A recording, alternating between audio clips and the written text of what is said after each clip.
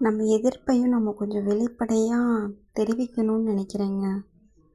அப்போ எதுக்காக இந்த எலெக்ஷனு? கண் துடைப்பா?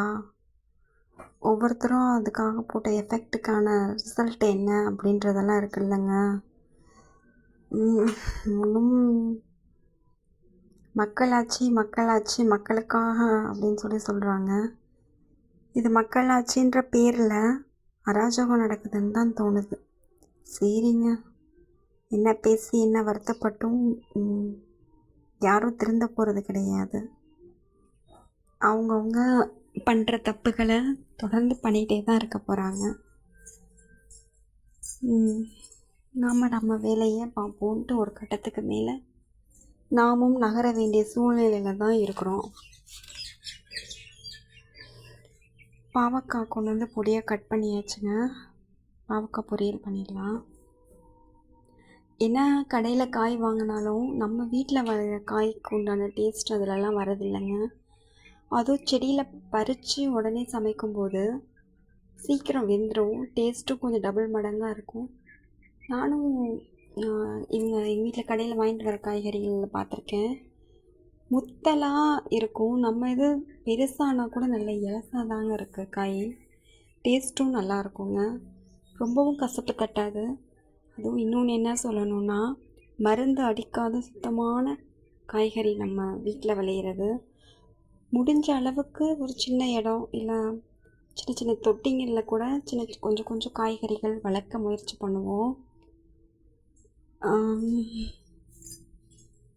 சரிங்க, ஏதோ எனக்கு தெரிஞ்ச மாதிரி சமையல் எனக்கு தோணின விஷயங்களை நான் உங்க கூட ஷேர் பண்ணேன். உங்களுடைய கருத்து என்னன்றதை என் கூட கமெண்ட்டில் ஷேர் பண்ணுங்கள். நாளைக்கு எல்லாம் சரியாகுன்ற நம்பிக்கையோட இன்றைக்கி வேலையை பார்க்க வேண்டியது தான். ஒருத்தவங்க புதுசாக தான் கட்சிக்குள்ளே வந்திருக்காங்க. A to Z அவங்களுக்கு தெரியணும்னு அவசியம் இல்லை.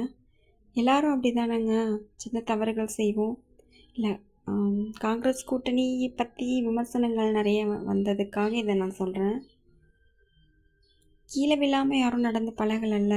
சின்ன சின்ன அடி வாங்கி காயப்பட்டு அதில் சரி தப்பு தெரிஞ்சுக்கிட்டு தானே எல்லாம் போயிட்டுருக்கு.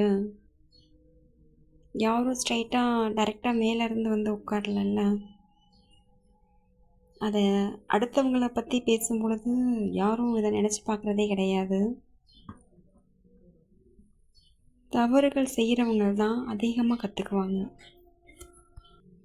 அந்த மாதிரி சின்ன சின்ன தாவரங்கள் முடிஞ்ச அளவு நாம் வளர்த்துக்கலாங்க. குழந்தைங்களுக்கு ஹெர்பலாக பூச்சடிக்காத காய்கறிகள்ன்றது வெளியில் கிடைக்க வாய்ப்பில்லாத நிலைமைக்கு நம்ம வளர்த்தோம்னா அது நம்ம பிள்ளைங்களுக்கு கிடைக்கும்ல.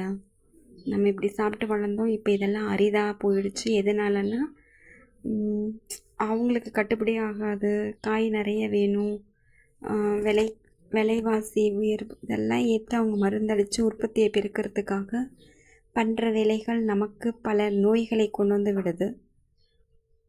நம்ம முடிஞ்ச அளவுக்கு கொஞ்சம் கொஞ்சம் காய்கறிகளை வளர்த்து கொஞ்சமாவது நல்லதை சேர்ப்போம். வடித்த சாப்பாடுங்க இன்றைக்கி. கத்திரிக்காய், பீன்ஸ், கேரட் சாம்பாருங்க. நம்ம வீட்டில் வளர்ந்த பாவக்காய் பொரியல், ரசம், அவ்வளோ.